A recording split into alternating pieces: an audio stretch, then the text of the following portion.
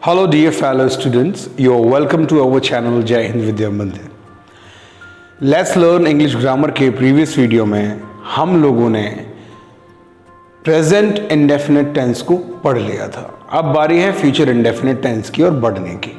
तो वैसे ही इसकी पहचान सबसे पहले मैं आपको बताऊंगा कि आप फ्यूचर इंडेफिनिट टेंस को पहचानेंगे कैसे। मतलब हिंदी में कोई सेंटेंस अगर आपके सामने बोला जाता है तो उस समय आप प्रेजेंट इंडेफिनिट टेंस को कैसे पहचानते हैं।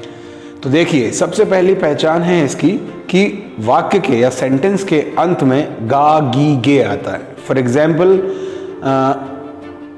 मैं जाऊंगा, वह बोलेगी, हम देखेंगे, एक्सेट्रा एक्सेट्रा। तो सबसे पहले चलते हैं इसके ट्रांसलेशन से पहले कि हम फ्यूचर इंडेफिनिट के स्ट्रक्चर को समझ लेते हैं। तो ये स्ट्रक्चर कुछ इस तरह रहेगा। सबसे पहले सब्जेक्ट, सब्जेक्ट के बाद हेल्पिंग वर्ब, और helping verb always will and shall रहेंगे। इसमें सिंगुलर और प्लूरल का कोई भी चक्कर नहीं है, इस बात को आपको ध्यान रखना है। इसमें सिंगुलर और प्लूरल का कोई चक्कर नहीं है। तो हेल्पिंग वर्ब विल और शैल रहेंगे। विल को लगाने के पीछे एक जनरल रूल यह है कि ये आई और वी के साथ कभी भी नहीं लगेगा। बात के रूल मैं आपको बता दूंगा, लेकिन जनरली जब आप फ्यूचर इंडेफिनिट टेंस को बनाएंगे तो आई और वी के साथ आप शैल लगाएंगे। कैजुअली हमने देखा है कि कई बार आई और वी के साथ में विल लगा होता है, तो उसका मैं आपको जब मॉडल कराऊंगा तो उस टाइम पे क्लियर करवा दूंगा कि आई और वी के साथ विल कब लगाना है। फिलहाल हम प्रेजेंट फ्यूचर इंडेफिनिट में ही इसको चेक कर लेते हैं। तो आपको सिर्फ इतना ध्यान रखना है कि आई और वी के साथ शैल लगेगा। अब देखें फिर से, subject, helping verb, then object. Clear हुआ?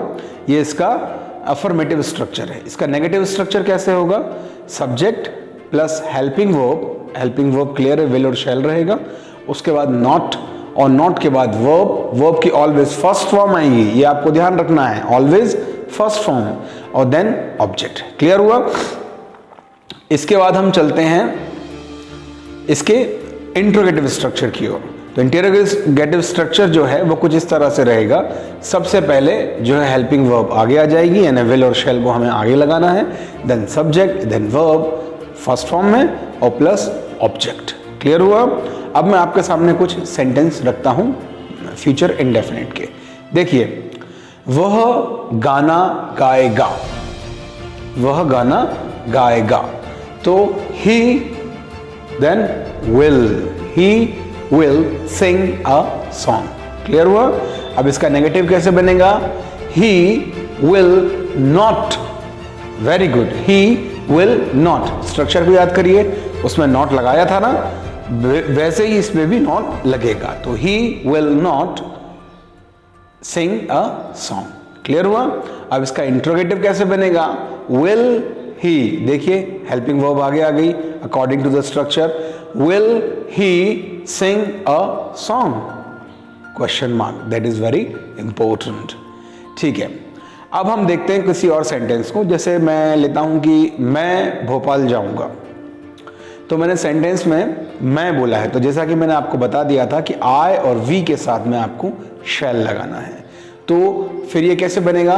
आई shall go to Bhopal. Very simple, I shall go to Bhopal. अब इसके बाद इसका नेगेटिव भी बना लीजिए, I shall not go to Bhopal. Clear हुआ? इसके बाद इसका नेगेटिव कैसे बनेगा? I shall not go to Bhopal. अब देखते हैं इसका इंट्रोगेटिव। इंट्रोगेटिव कैसे बनेगा? हेल्पिंग वर्ब को आगे ले जाना है, तो कैसे बनेगा? Shall I go to Bhopal? Question mark, very important. अच्छा, मैं आपको कुछ सेंटेंस और देता हूं, उन्हें भी हम बनाकर देखते हैं। एक बनाते हैं हम दे से और एक बनाते हैं हम वी से। जैसे वे किताब पढ़ेंगे, सेंटेंस है हिंदी में कि वे किताब पढ़ेंगे। तो इसको इंग्लिश में कैसे ट्रांसलेट करेंगे? वे के लिए क्या लगेगा? They will, very good, read a book. वे किताब पढ़ेंगे तो they will read a book. इसका नेगेटिव कैसे बनेगा? Yes, they will not, yes, read a book, very good, they will not read a book. इसका इंट्रोगेटिव कैसे बनेगा, बनाइए, will they read a book, simple. अब हम एक वी से बनाते हैं, बहुत इंपॉर्टेंट है, अक्सर सुना होगा, हम होंगे कामयाब या हम कामयाब होंगे। इस सेंटेंस को अगर हम इसी कॉन्टेक्स्ट में देखें तो कुछ ऐसा बनेगा, हम कामयाब होंगे। तो कैसे बनेगा, वी शैल ओवरकम, कामयाब होने को बोलते हैं ओवरकम। तो क्या बना, वी शैल ओवरकम। मैंने कहा था आपसे कि आई और वी के साथ शैल लगाना है, तो वी शैल ओवरकम। इसका नेगेटिव कैसे बनेगा, बिल्कुल सही, we shall not overcome, we shall not overcome. इसका इंटरोगेटिव कैसे बनेगा, shall we overcome, question mark, that is very important. चलिए अब मैं कुछ सेंटेंस आपको दे देता हूं जिन्हें आपको बना करके कमेंट बॉक्स में छोड़ना है। आज के इस वीडियो में इतना ही, मिलेंगे कंटिन्यूअस फॉर्म के साथ। Good bye.